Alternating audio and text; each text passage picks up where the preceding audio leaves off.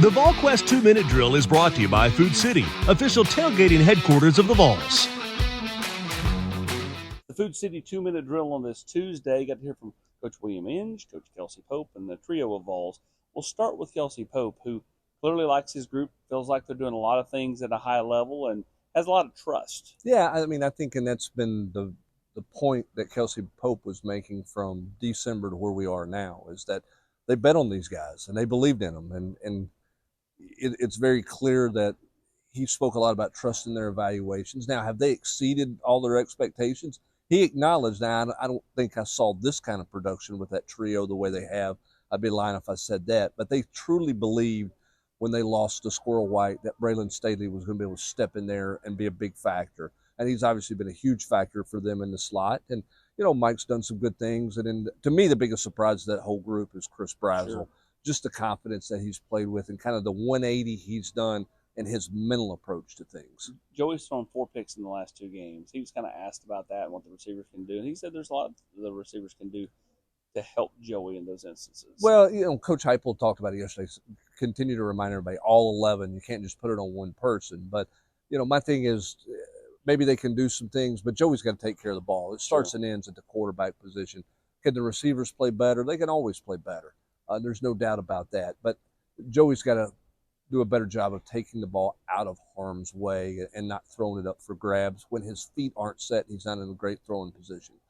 Defensively, William Inge loves what Jaden Perlotti's bringing. Well, how do you not? And wants to keep, you know, forcing him out there. He used like Navy SEALs training in deep, dark waters and all this stuff. He's always got some kind of anecdote. But the point is they're trying to get that kid more and more and more and more. Well, I think what he was trying to say is you got to remember that he missed so much time when he first got here. Didn't go through spring. And so he's really catching up to things in terms of the schemes and playing within the framework of the defense and getting lined up the right way and going the right place. We know whenever he starts to go somewhere, he gets there fast and with bad intentions. It feels like he's getting to the right spots more often than he was early on. I think he's playing with confidence. I think they have some confidence with him. And quite frankly, athletically, he can do things that not many other linebackers in that room can do. He really can. Edwin Spillman's starting to see his game come into his own as he plays more and more. He talked today.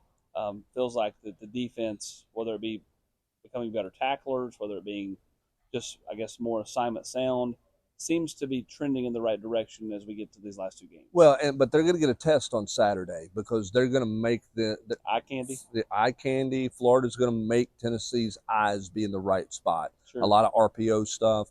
They will do some different things like that. I think this has got to make sure that they don't let Jordan Ball, the running back for Florida, get going. They got to make sure Lagway's legs don't get going, because if they get balance, it makes it really hard at the second level because it really taxes Tennessee's linebackers and even their safeties at the third level. They've got to make sure they stop the run game and try to make Florida one-dimensional to make things easier on those positions. He is Brent Hubbs. I'm Austin Price for the Food City 2-Minute Drill. The Volquest 2-Minute Drill is brought to you by Food City, official tailgating headquarters of the Vols.